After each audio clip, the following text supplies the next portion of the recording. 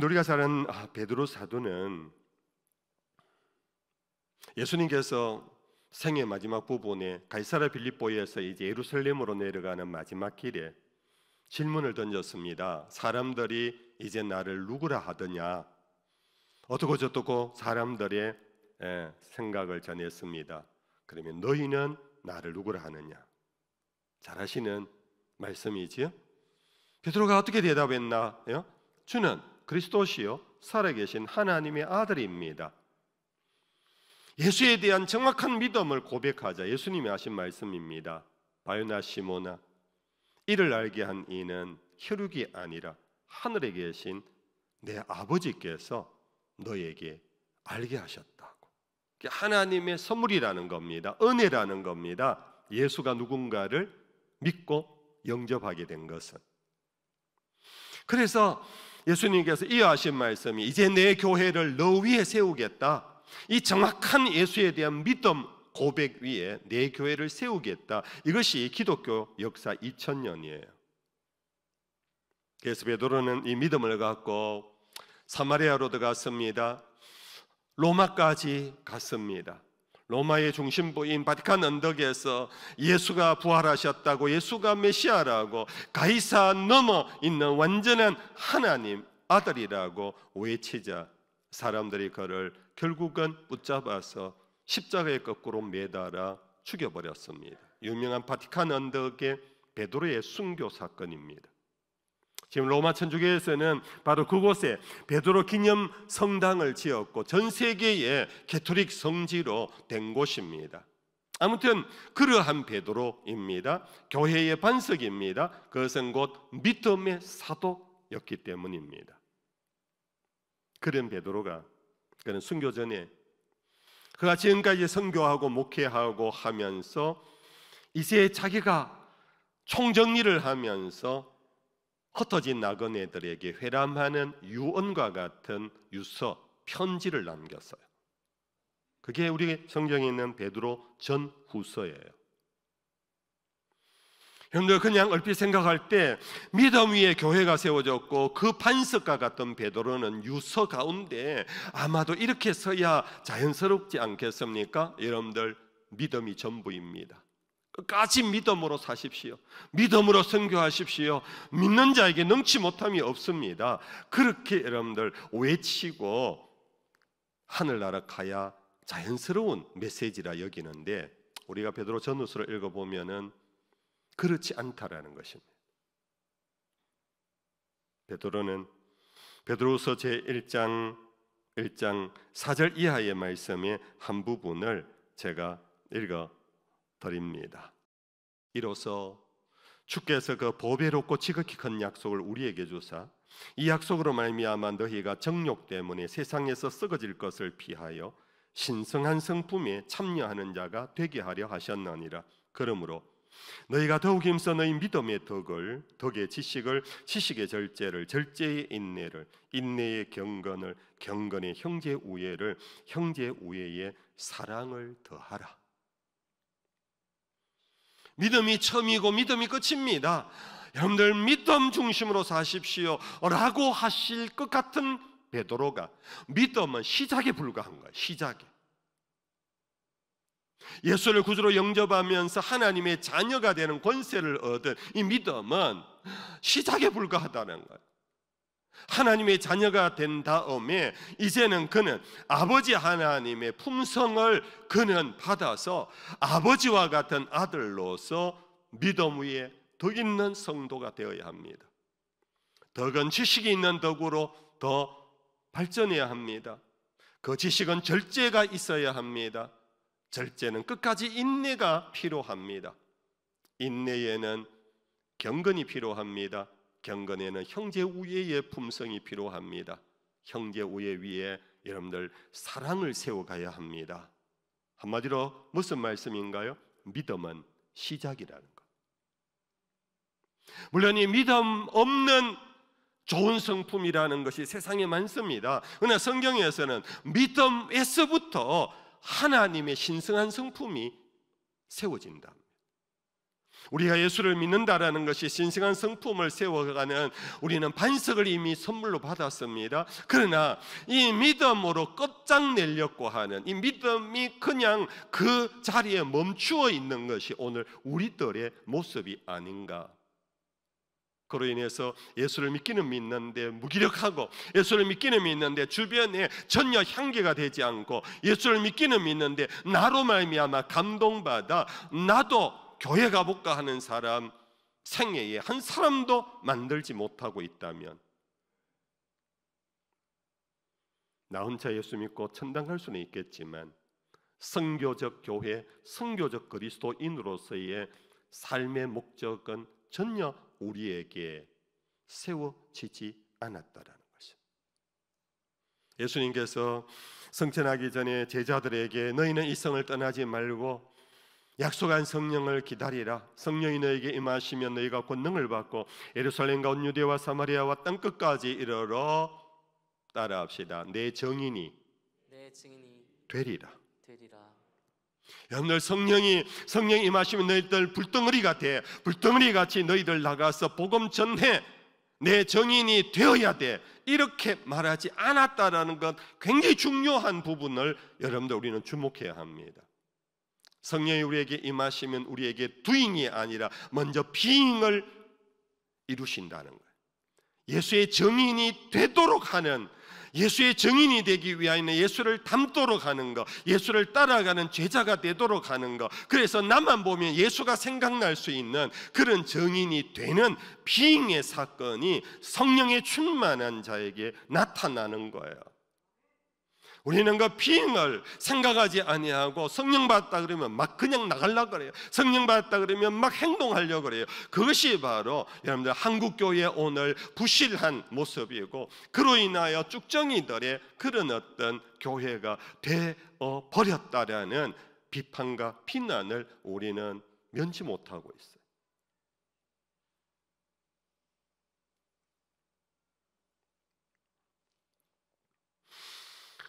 베드로의 이러한 교회, 그리고 선교, 그리고 그리스도인들에게 남긴 이와 같은 메시지가 오늘 본문의 주인공인 사도 바울도 동일한 메시지를 우리에게 주고 있습니다. 우리 아는 대로 사도 바울이 13편의 편지를 썼습니다. 여러분들 조금 성경 공부를 하신 분은 다 아실 것입니다. 사도 바울도 앞부분에, 대부분 모든 편지 앞부분 4분의 3 정도는 의인은 믿음으로 삽니다. 오직 하나님의 사랑뿐입니다. 예수 그리스도의 은혜 없이는 우리는 아무것도 못합니다. 율법으로는 의롭다함을 받을 수 없습니다. 이것이 굉장히 집중적으로 강조되어 있는 것이 바로 사도 바울의 로마서이고 대부분의 바울의 편지입니다. 그러나 뒷부분 4분의 1 정도는 그 믿음으로 우리의 삶이 어떻게 이루어져야 하는가를 매우 구체적으로 가르치고 있다라는 것, 이걸 우리는 기억해야 합니다. 오늘 본문에서 이렇게 가르칩니다. 내게 주신 은혜로 말미암아 너희 각 사람에게 말하노니 마땅히 생각할 그 이상의 생각을 품지 말고 오직 하나님께서 각 사람에게 나누어 주신 믿음의 분량대로 지혜롭게 생각하라. 여러분들, 여기에서도 바울은 나의 믿음은 하나님께서 각 사람에게 나누어 주신 거라고, 그 믿음이 종교적 열심과 어떤 수도 생활에 내가 득하는 그런 어떤 소득이 아니라, 복음 안에서의 믿음은 하나님이 우리 각 사람에게 나누어 주신 거래요. 나누어 주신 거. 그걸 일컬어 뭐라고 합니까? 선물, 하나님의 선물이에요. 그러면서 우리는 그 다음 말씀을 주목해야 되는데, 각 사람에게 나누어 주신 믿음의 분량이 있대요. 분량이 각 사람마다 분량이 다르대요. 이 분량이라는 것은 영어 성경에서는 measure 이렇게 되어 있는데, 그것은 양을 의미하는데, 이 믿음의 양이 10리터, 5리터, 1리터 그런 의미라기보다는 이건 측정 가능한, 보기에 분명히 다른 하나님이 주신 믿음이 각 사람에게 다르다는 거예요. 여러분들, 이 말씀은 우리 믿음은 동일해요. 내용은 예수가 그리스도라는 거, 하나님은 창조주라는 거, 우리는 예수로 말미암아 의롭다함을 받고 하나님 나라 간다라는 그거예요. 그런데 여기에서 그 믿음이 다르다 의미는 뭐냐? 예를 들면 이런 거예요. 어떤 사람이 은혜를 받고 그의 삶의 목적이 이제 세워졌어요. 내 평생 복음을 위하여 교회를 섬기리라. 그 신학을 가서 목회자가 되거나 선교사가 돼요. 목회자와 선교사의 믿음의 분량이 있어요. 어떤 사람 평신도가 되어서 나는 크리스찬 사업가가 실업가가 되어서 나 열심히 내 사업에서 내 기업이 하나님의 기업이 되도록 나는 하나님께 드릴 거야. 그래서 여러분들 소득의 10의 1조뿐 아니라 어떤 사람은 10의 3조, 10의 5조까지 그의 나라와 그의 의를 위해 선교와 구제에 드리는 귀한 분들이 있잖아요. 바로 그런 분은 그의 믿음의 분량이에요. 달라요. 어떤 분은 평생을 독신으로 지내면서 신학을 가서 목회자의 길은 안 가고 사회에 나가서 사업은 안 하고 오직 내 이웃을 위하여 그의 시간과 몸을 바쳐서 이웃을 돌보는 참 귀한 헌신자들도 많아요. 간호사가 있습니다. 의사가 있습니다. 사회복지사가 있습니다. 기타의 여러 형태를 통하여서 정말 가정을 안 가지고 그 인생 전체를 내 이웃을 내 몸과 같이 사랑하라는 데 헌신하신 분들이 있잖아요. 다른 믿음의 분량이에요.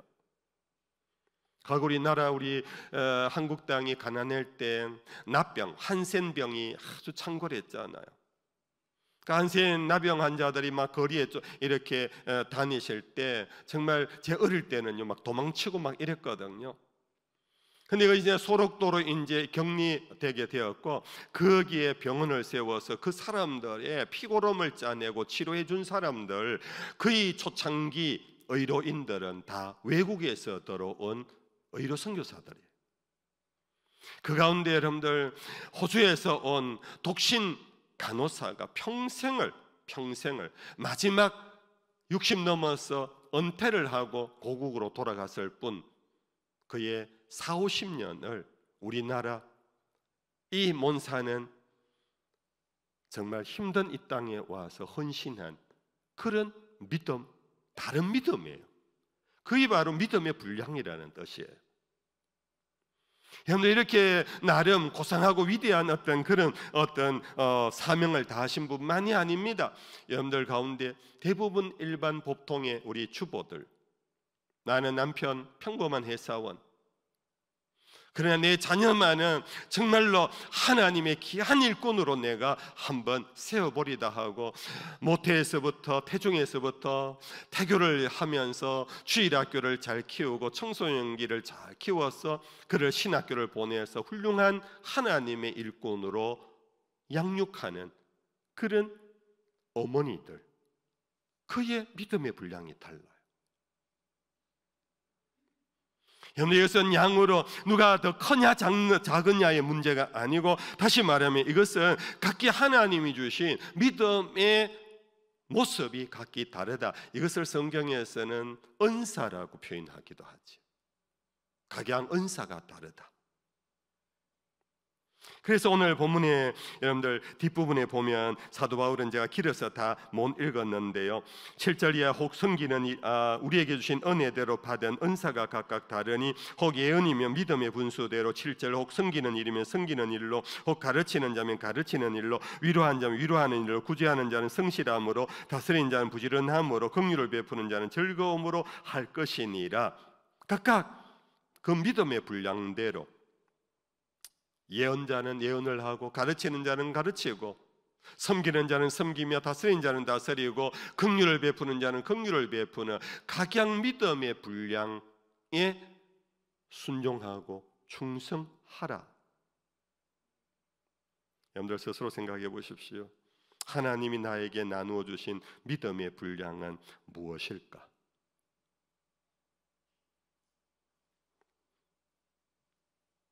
문제는 그러면서 오늘 본문에서 이렇게 말씀하셨어요. 앞부분이 우리 3절 다시 한번 읽어볼까요? 3절 다시 읽어봅시다. 3절 내게 주신 은혜로 말미암아 너희 각 사람에게 말하노니 마땅히 생각할 것 이상의 생각을 품지 말고 오직 하나님께서 각 사람에게 나누어 주신 믿음의 분량대로 지혜롭게 생각하라. 이 자막 그대로 두고요. 자, 하나님이 각 사람에게 나누어 주신 믿음의 분량대로 지혜롭게 생각하라. 지혜롭게 생각하는 것이 뭐냐면 앞부분에 마땅히 생각할 그 이상의 생각을 품지 않는 거예요. 영어 번역에서는 Do not think of yourself more highly than you ought. 당신이 책임져야 할 그 이상의 것을 스스로 생각하지 마라.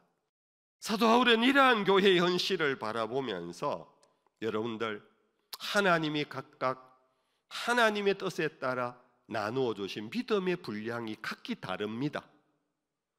그것을 여러분들 순종하고 충성을 할 때 지혜롭게 하셔야 합니다. 어떻게요?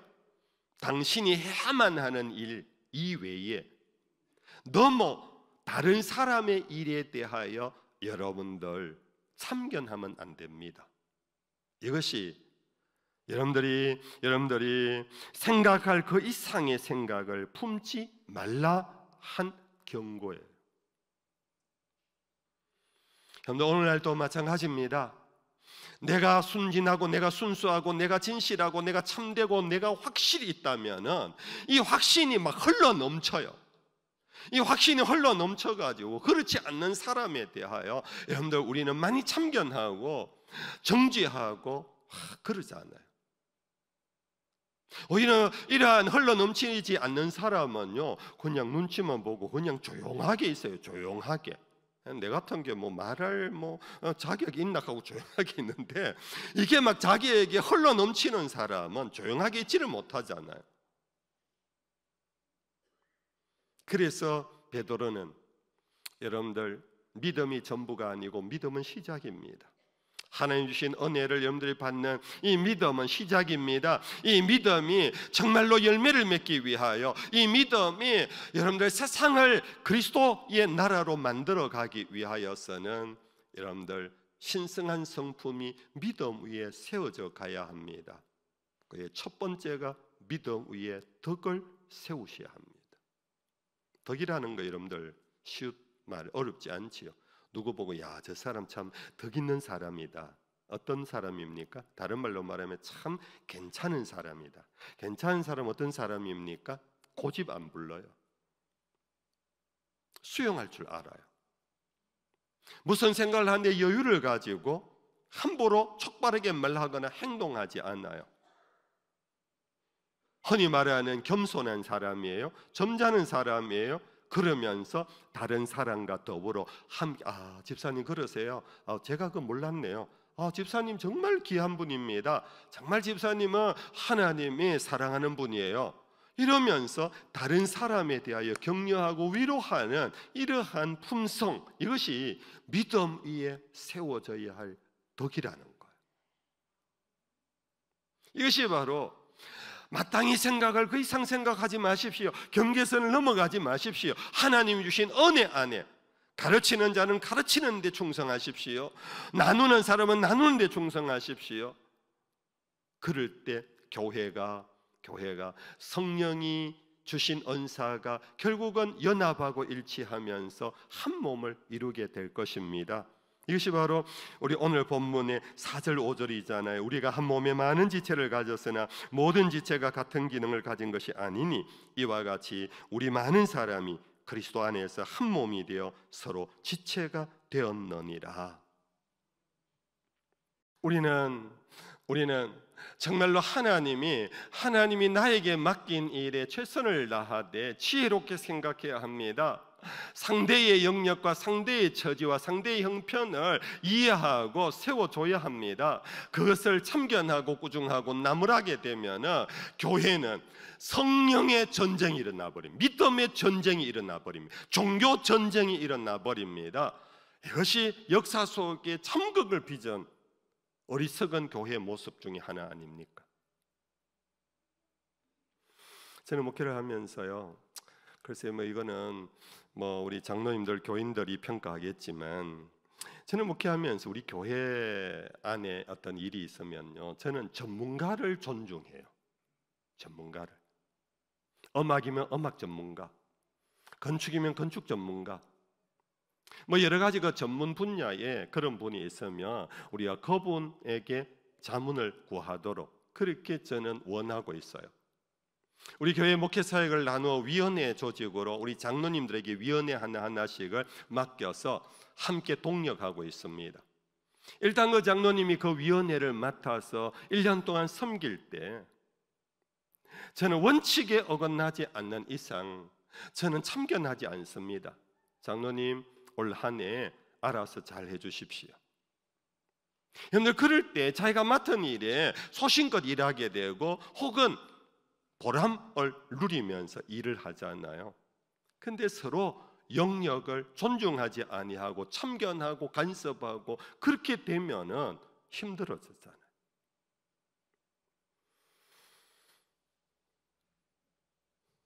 병자가 병을 찾아갔습니다.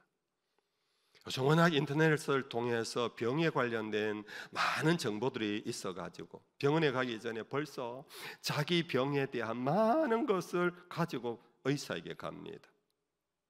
의사가 진단을 하기도 전에 의사에게 막 자기 얘기를 쏟아냅니다. 선생님, 저 이렇고 이런데요, 이래서 그렇지요. 자, 그래서 이런 것을 먹고 이렇게 하려고 하는데 그렇습니까? 여러분들, 의사가 그런 환자, 선생님, 다른 데 가서 알아보세요. 안 고쳐줘요. 치료 안 해요.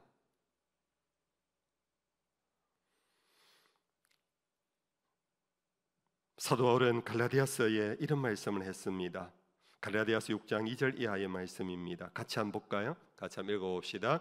너희가 짐을 서로 지라. 그리하여 그리스도의 법을 성취하라. 만일 누가 아무것도 되지 못하고 된 줄로 생각하면 스스로 속임이라. 각각 자기의 일을 살피라. 그리하면 자랑할 것이 자기에게는 있어도 남에게는 있지 아니하리니 각각 자기의 짐을 질 것이라. 한번 따라하십시다. 각각 자기의 일을 살피라. 각각 자기의 짐을 질 것이라. 사도 바울은 그리스도의 법을 성취하기 위하여 전제되는 것은, 우리 오늘 교회 가운데 이런 모습이 많습니다.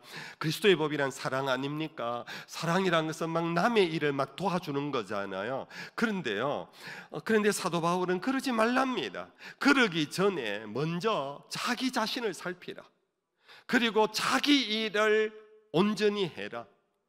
너희가 된 줄로 생각하고 함부로 남의 일에 그렇게 도와준다고 나서지 마라. 자기 일도 온전히 못하고 자기 일도 제대로 못하면서 남의 일 한다고 그러면은 결국은 관계가 갈등이 빚어지고 서로가 힘들어진다. 여러분들, 우리 스스로 한번 생각해 보십시오. 나는 내 일에 대하여 최선을 다하고 있는가? 내 맡은 일을 소명이라 여기고 하나님 주신 은사라 여기고 이 한 해 동안 내가 이 일에 대하여 충성을 다하고 있는가? 그 일에 충성을 다하고 최선을 다해야 해도 여러분들 우리는 연약해서요, 다 못해요. 그럴 때 우리는 깨달아요. 이렇게 애써도 인간은 다 못하는구나. 한계가 있구나. 그럴 때 다른 사람의 부족을 이해해요. 다른 사람이 실수하는 걸 이해를 해요. 나도 제대로 살아보려고 했는데 안 되는데 그걸 알아야 다른 사람이 그런 것을 여러분들 이해를 하며 용서도 하고 포용도 하고 그러면서 위하여 기도도 하고 여러분들 격려도 하는 거예요. 그런데 자기 일 최선을 다하여 안 해보고는 하면 되는데 왜 저 인간은 왜 안 해? 이렇게 함부로 이야기하는 이것이 결국은 여러분들 좋은 믿음, 뜨거운 믿음을 가진 사람일수록 이런 모습이 많은데 결국은 거기에 좋은 성품이 가미되지 못함으로 그 뜨거운 신앙이 많은 사람을 아프게 하고 상처 주고 공동체를 갈라놓는 일들이 일어나는 거예요. 믿음의 사람, 좋은 성품의 사람, 우리 보모교회가 될 수 있기를 주의 이름 축복합니다.